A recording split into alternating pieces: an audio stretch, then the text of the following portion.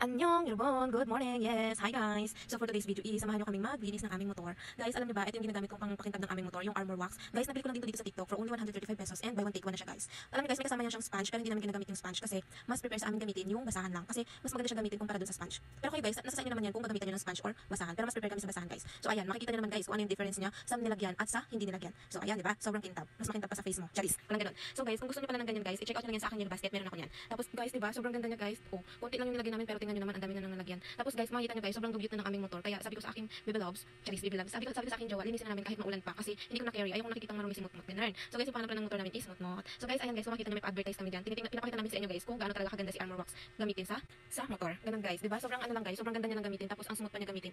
And guys, alam niyo ba, kung gusto niyo makatipid, kahit kayo na lang din talaga maglinis ng motor niyo, hindi niyo na kailangan magpa-motor wash. Go na yan guys. Tapos ayan, tingnan niyo 'di ba, sobrang ganda. And syempre guys, i-maintain niyo lang din na malinis ang inyong motor and merong mga maintenance katulad nitong ginagamit ko na Armor Wax para mukhang bago. Ganun guys. Alam niyo ba guys, magti 3 years na yan sa amin yung motor na yan. Sobrang laking tulong yan sa amin guys. Lalo na guys, yan yung ginagamit ng aking boyfriend pang ano niya guys, pang backride niya guys. Tapos syempre guys, iniingatan namin yan kasi yan yung nagbibigay sa amin ng pera. Kaya sobrang maintain din namin talaga yung motor na yan guys. Tapos yun lang guys, basta yun yung ginagawa namin guys. Talagang inaasikaso namin siya ng malala kasi sobrang laking tulong sa amin ng motor na yan guys. Kaya kung kayo, mahal yung mga motor niyo, gawin niyo rin to guys.